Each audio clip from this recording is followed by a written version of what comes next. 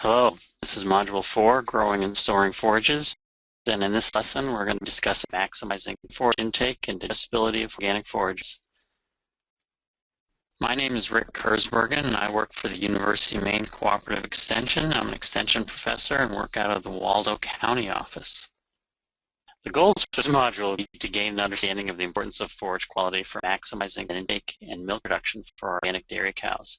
We also hope to be able to teach you how to adjust your harvest of stored forages as well as to improve pasture management to maximize intake of forages, because forage quality is key to maximizing animal health and production. So what are we going to cover? We're going to cover quality characteristics of forages and how they influence an animal's ability to digest those.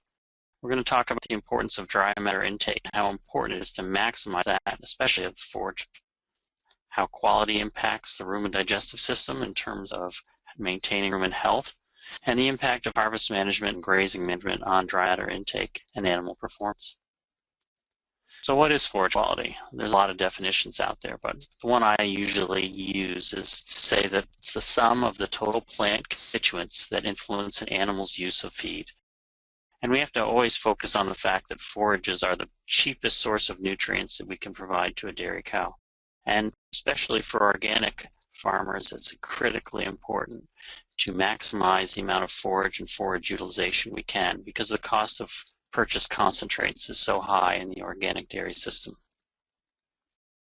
So forage quality is important, again, to maximize the amount of nutrients we can get from forages and minimize the amount of purchased feed costs we would need to bring onto the farm.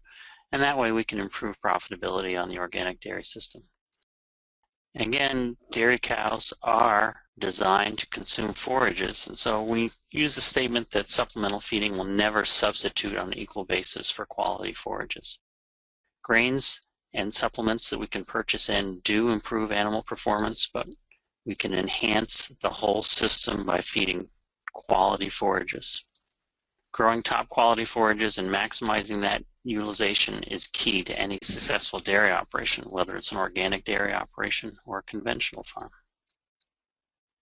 We can look at feeds and do some visual analysis in terms of what does it look like? Does it smell good? Can we tell the type of material that's being baled or stored? Is it a legume? Is it a grass? Are there odor and condition issues related to that?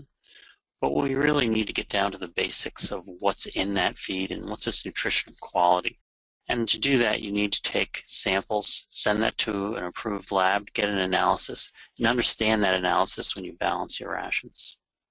So one of the key components that we talk about in terms of understanding the quality and harvest management of perennial forages, especially cool season grasses, is the fact that as the season progresses and that plant material goes from a vegetative state to a reproductive state, the quality declines, whereas the yield of that material tends to increase as we go from a vegetative state to heading, to flowering, to seeds.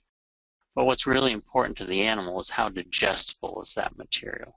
And really what we need to focus in is how do we harvest that perennial forage to maximize the most amount of digestible dry matter. And so if you look at the line that says digestible dry matter in tons per acre, you'll see for this example, and this is an old graph from 1962 from Connecticut, you can see that we're maximizing the digestible dry matter around the end of May, and that's the time we need to think about trying to harvest our first cutting of quality feed in the Northeast. Obviously, it's going to vary from state to state and region to region, but one of the statements we normally say is that when you see the head, the quality's dead. So if you look at the top line and you see that grass is going from vegetative to heading, once it's hit that heading state, we usually think that the quality or the amount of digestible dry matter is starting to decline. So we're always trying to balance yield with quality. Obviously, when you're out there harvesting feed mechanically, it takes a lot of fuel and energy and time. So you want to maximize yield, but realize that quality declines exponentially as yield increases. And this is especially true in terms of trying to harvest the quality feed for an organic dairy system, because the quality forage is ever more important on an organic system as it is on a conventional system. So the number one factor when we look at perennial forage harvest is the stage of maturity at harvest. And maximizing the amount of digestible nutrients per acre on the harvest is key to maximizing forage quality that's going into your bunker silo or wrapped bales or dry hay. And what's really critical is that quality forage leads to high dry matter intake. And that's really what I want to focus in on a lot during this module, is how do we maximize that dry matter intake to produce a really economical feeding program as well as healthy cows. So when we look at a plant cell as it goes from a vegetative state to a reproductive state, you'll see that the plant cell wall continues to grow as the plant begins to mature. And that cell wall tends to be a structural component that is not as digestible as the cell contents. So a young cell plant has got a very small cell wall and a lot of cell contents, whereas a mature plant has a strong lignified cell wall, which is not as digestible as the cell contents. This can be seen in this slide as well, where we see that the interior part of the cell is very digestible. So the cell interior contains proteins, soluble carbohydrates, a great source of energy for animals, vitamins, minerals, and non-protein nitrogen, soluble nitrogen. So that is almost 100% digestible, the cell contents, whereas the cell wall is partially digestible. And as that plant matures, the amount of cellulose and hemicellulose, the fibrous components of the cell wall, increase. And not only does that increase, but the digestibility of the cellulose and hemicellulose decreases as the plant cell matures and becomes more lignified. So dry matter intake. All of you organic dairy farmers understand that dry matter intake is important when we're trying to do our calculations for pastures. But why do we always talk about dry matter intake? Well, as a nutritionist, we use dry matter intake to calculate what the animal actually eats. Because all the feeds we feed our cows, whether it's pasture, silages, or hay, all those contain various amounts of water. And when we're trying to figure out what the animal is actually deriving from the feed that they're consuming, we need to know how many nutrients in there minus the water. So as an example, if we're trying to get about 4,500 pounds of 85% moisture pasture, how much dry matter is that the animal is consuming or the herd is consuming? So if we have 4,500 pounds of 85% moisture pasture and it's 15% dry matter, if you multiply times the percent dry matter, we understand that that 4,500 pounds of pasture is actually yielding 675 pounds of dry matter. So why we care about water, and water is probably the cheapest nutrient that we can provide our animals, it's really more important that we know the amount of actual dry nutrients going into that. And we need to know that in terms of pounds rather than percentages. So that's why I focus on dry matter intake. But dry matter intake and maximizing that for your cows is critical in terms of trying to get as much nutrients into the animal as we possibly can. And if we can do that through forages, all better. So when we look at some usual reference data, we see that 1 pound increase in dry matter intake for a cow will result in about 2 pounds extra milk for a cow in early lactation and peak milk. While that doesn't sound that impressive, you also have to realize that for every pound of milk at peak, that equals about 200 pounds of milk for the entire lactation. So improving dry matter intake for each cow and trying to hit a high peak lactation is critical for trying to improve the entire yield of milk at that cow's lactation period. So what affects dry matter intake? So all of you have done calculations when you're deriving your pasture requirements and trying to meet the 30% dry matter intake for pasture during the grazing season. But there's some animal factors that affect how much a cow is going to eat. One is the size of the animal, and usually that's expressed as a percent of the body weight. So when you're calculating the dry matter intake for your herd, usually the average weight of your cows, and you can predict what the percent dry matter intake would be as a percentage of body weight. Stage of lactation, milk yield also influence how much that animal is going to be able to eat. Early lactation cows, just a little bit after peak lactation, maximize their dry matter intake, whereas late lactation cows, dry matter intake goes down. Body condition and stage of pregnancy also influence dry matter intake of a dairy cow. But when we think about that dry matter intake, Nutritionists always think of two methods that control intake. One is physical or bulk fill. We have that rumen, that large fermentation tank inside that cow, and that animal can consume just so much of that feed and fills the tank. And really what drives dry matter intake in that point is how quickly material is leaving the rumen and how much more can fit in. There's also a chemostatic regulation in terms of an animal shutting down its ability or willingness to eat based on the fact that they have met their nutrient requirements and they don't need to eat as much. So that's more of a chemostatic regulation. But let's focus in on the first one, that bulk fill. So normally what we look for is quality feeds that will not tend to fill up that rumen quickly. But pastures are a different situation. In pastures, we find that we have some incredibly digestible feed out there. What actually limits dry matter intake on a pasture is how effective the animal is in harvesting the feed, because we usually use these calculations when figuring out how much an animal can eat of just pasture. So animals graze for a certain amount of time per day, and that can vary from animal to animal, but usually an animal is going to be grazing from anywhere from 500 to 700 minutes per day. Animals are relatively consistent in terms of biting rate, in terms of how much they can consume in each bite and how many bites per minute they chew. So realize that grazing time times bites per minute times the bite mass, which is the amount that they're going to get in each bite, really determines pasture intake. So when we're looking at maximizing dry matter intake on a pasture, realize that the factor that you can control as a farmer is that bite mass in terms of providing a volume of grass in that pasture that's going to maximize how much that cow consumes when she takes a bite. So factors like the density of the sward and the volume of material she will take in with each bite really influence how much that animal is going to be able to consume on pasture. So if you're trying to maximize pasture intake, forage factors really come into play, including the density of the sward and how much material she's going to consume with each bite. So if we have high quality pasture, a dense sward that's going to yield a significant amount per bite, we're going to have high dry matter intakes on pasture. So pasture availability, sward density, and then also some other factors that you can control, time allowed for grazing. In the previous example, we were looking at how much that animal would graze if they were getting pasture 24 hours a day. The other things that influence dry matter intake on pastures is the type of supplement if you're going to feed them. And what we see is that we can actually increase the total dry matter intake of a dairy cow on pasture if they are supplemented with concentrates.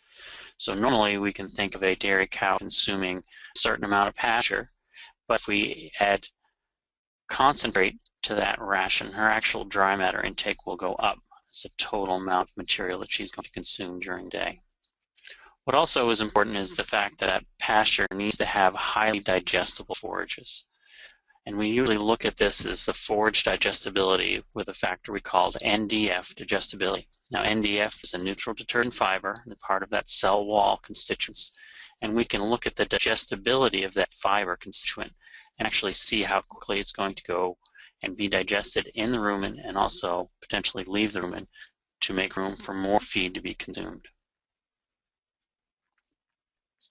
So NDF digestibility, it's an area that's gotten lots of research recently. And one of the things that we see is that we can influence dry matter intake by improving the digestibility of the NDF fraction of the forages we're feeding to our dairy cows. So here's some research from Michigan State where we could see that 1 unit change in NDF digestibility actually equals 0.26 pounds of dry matter intake. So for every unit you change, we see almost a ¼ pound increase in dry matter intake potential. And then 1 unit change in NDF digestibility, meaning that that animal can consume 0.26 pounds of dry matter, equals about almost ½ pound of 3.5 fat-corrected milk. So the fact that we can influence dry matter intake through improving forage, improving the digestibility of the fiber fraction of our forages that we feed our cows, can influence the amount of milk we can derive from our animals. Here's another example that shows similar data and shows that while the NDF fraction, what we normally look at on feed analysis, and in this example you'll see that all the samples have about a 45% NDF, the lignin fraction, which is totally indigestible of the cell wall, changes somewhat in some of these fractions. But what the difference is the fact that we see a difference in digestibility of that NDF from all of these samples, ranging from 46% NDF digestibility up to 67% NDF digestibility. And that's a huge difference. We measure this NDF digestibility by using a sample of the feed, and we inoculate that into some rumen fluid, and in this case they used it for 30 hours, and we measure how much disappears over that 30-hour period. And so in the first case, 46% of the NDF was digested in that 30-hour period, whereas in the bottom example, 67% of the NDF was digested in that 30-hour period. That's a huge difference in the terms of amount of feed that that animal can consume, as well as the amount of energy it's going to derive from that feed. The other thing that's interesting to look at is the fact that not only was it more digestible in that 30-hour period, the rate, which is that KD figure in the final column, increases dramatically with an increased digestibility, meaning that it's not only digested more thoroughly, but it's also digested more rapidly, again, leading to the fact that that animal will be able to consume more feed and consume more forages. So what does that mean in terms of energy? Well, just example, here's an example of two forages, both with the same NDF and ADF values. But the digestibility is different. Forage A has a digestibility of 58. This is a 48-hour incubation period, and Forage B has a digestibility of 36. What does that yield in terms of energy? Well, you'll see a huge difference in the total digestible nutrients, or what we normally think of as an energy term, between 61.6% TDN versus 53.6. So not only will this animal be able to consume more of Forage A, it's going to derive more energy from Forage A. So what does that mean in terms of how you look at energy and protein balance in the rumen?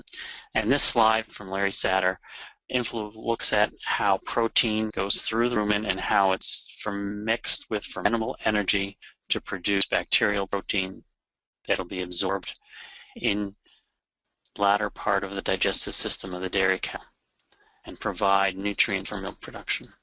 So what we normally see, and especially true in a lot of rations, is that we tend to overfeed protein, and a lot of that protein is wasted because we don't have enough fermentable energy in the rumen. But if our forages have more fermentable energy because they have higher NDF digestibilities, that's going to be able to allow us to produce more bacterial protein and also allow more energy to be derived from the feed. And the more feed we can put through that animal and have it digested in the rumen, the healthier that animal is going to be, as well as the amount of nutrients it's going to derive from that feed to produce milk efficiently. So it's key to provide forages that have high digestibility to allow rumens to work efficiently and effectively. So here's just another example to follow up on some of the Michigan State data looking at those same forages. And normally in the past we used to use the NDF value to predict dry matter intake. And so if you look on the right, you see our traditional look at these forages. Forage A and B both have 40% NDF, meaning that we could normally feel that animal consumed 2.78% of their body weight as forage. Well, we include digestibility as a potential variable in that situation. We can see that we can change that dry matter intake to one where Forage B was only consuming about 23% or 23 pounds of dry matter intake from that forage, whereas if we fed Forage A, it's going to be able to consume 31 pounds of that forage. So that's a huge difference, the amount of forage intake. So this is critical in terms of maximizing intake of forages, and that's what we always try and do in an organic dairy system, is that we're trying to maximize the intake of forages. So by improving the digestibility, we can really improve the intake potential of the forage.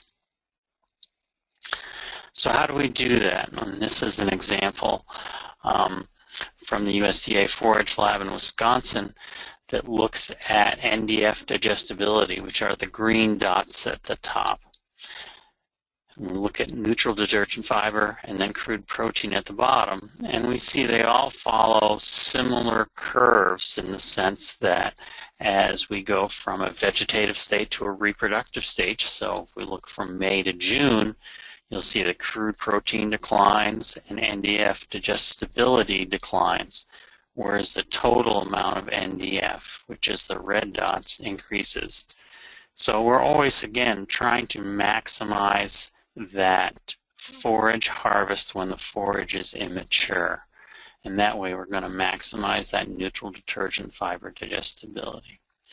If we look at second cutting and third cutting in these examples in July and again in September, we see that the decline in quality and decline in digestibility does not change all that much. Interestingly, the NDF values stay relatively flat in those second and third harvests. But that first harvest is one where we maximize the amount of digestible nutrients we can get into our cows by harvesting early. And that first harvest really does set us up for the second and third harvest of our perennial grasses. So that first cut has the highest potential to produce the most digestible forage. If you looked at that graph again, it has the highest amount of digestible NDF in that early first harvest. But also it has the highest risk of losing quality when that cutting is delayed. So the longer we wait to harvest that first cutting, the more loss we see in digestible nutrients, more loss in crude protein. But there's a real risk in letting that wait because of the fact that it is the biggest yielding and highest amount of nutrients we're going to get from our feed system. It really sets the stage for the rest of the season, and if there's anything you take away from this lesson is the fact that that first cutting of perennial grass is key for setting the stage for that season. And so preparing for that and maximizing the harvest in that May period for the Northeast is critical. Dan Understander produced these values to try and look at what actually happens on a daily decline in terms of quality. He used the averages from years 2006 to 2009. And we see that crude protein declines, the fiber constituents, ADF and NDF, increase every day, and that digestibility, NDF digestibility, decreases rather significantly for every day change as we go from a vegetative state to a reproductive state in their grasses and legumes. Relative feed value and relative feed quality also decline. It's important to notice the fact that normally when we compare legumes and grasses, and here's an example of both alfalfa compared to grass, that the legumes tend to have lower NDF values than grasses, and the grasses increase in NDF more rapidly than the legumes in the spring. So what does that mean? It means that the grass harvest, it's even more critical than ever to harvest that as early as possible. Whereas you have a high content of alfalfa, it's less critical, although it is still critical. But if you look at the graph on the right, you'll see that while the NDF content of the grasses increases more rapidly and is higher than the alfalfa, the digestibility of that NDF is higher in grasses than it is in legumes. So it's just an interesting contrast to see that while the NDF value in grasses is higher, the digestibility of that NDF is higher as well. Just to give you another example on the influence of digestibility can have on forages, in this example I'm looking at corn silage. And if you look at differences in digestibility of corn silage samples, and if you look at variety trials throughout the country and from feed dealerships, you'll see they're focusing on this NDF digestibility more and more. You'll see there's a huge range, and these are samples from Cumberland Valley Analytical that range from 40% NDF digestibility up to almost 75% NDF digestibility. And I just did some real quick calculations. We can use the digestibility measurements as well as some other quality values to predict how much milk we can get from some of this corn silage. And basically we look at it as milk per ton of silage dry matter. So if we look at an NDF digestibility corn silage that's at 53% NDF digestibility, that will yield about 2,900 pounds of milk per ton of dry matter, compared to a corn silage that has a digestibility of 62.5% on the right. You see that can yield about 3,790 pounds of milk per ton of dry matter. So if your milk is selling for $35 a hundredweight, and just trying to predict the difference that would be, so that would be about $1,000 per ton of dry matter of corn silage for the lower digestibility corn silage, versus $1,326 of milk value per ton of corn silage dry matter for the higher digestibility. So that's a $311 difference. And if you had 50 acres, that would be about a $93,000 difference in potential milk yield. So that's a huge amount of money that potentially could be a difference in your feeding system. Now obviously these are all predictive equations, and how you feed and how you manage that feed in the silo and how you feed it to your cows in a balanced form are going to make a difference. But this is just an example of the difference that just digestibility can make if you're feeding corn silage. So it's really important to focus on that. So if you are growing corn silage, you may want to look at digestibility values and maybe select hybrids with higher digestibility values when you can. So just to summarize, our traditional rules about forage maturity still hold true, and forage maturity is still the #1 factor in determining quality of perennial cool season forages. And timely first cutting really drives the rest of the season, and that's especially true and even more important when we consider the digestibility of that grass and legume crop that we're harvesting, hopefully when it's very mature. Dry matter intake is the key to successful high producing forage rations and pasture feeding systems. So maximizing the amount we can consume, or the animal can consume from forage, is going to maximize the profit you're going to derive from your meal situation. You want to select annual forages for digestibility, and this can be true for corn silage as well as our summer annuals. So looking at different traits, such as the brown midrib trait for some of the annual forages, might be one you want to look at, because those brown midrib forages tend to have higher digestibility, so the animal can consume more and derive more nutrients from that forage. So think about that when you're selecting your feeds for the next season. And then we want to preserve that harvest with minimal losses. And there are losses. Anytime that plant is cut, you're going to have losses going from the field to cow's mouth. So it's important to think about that, and we're going to discuss that in another module coming up.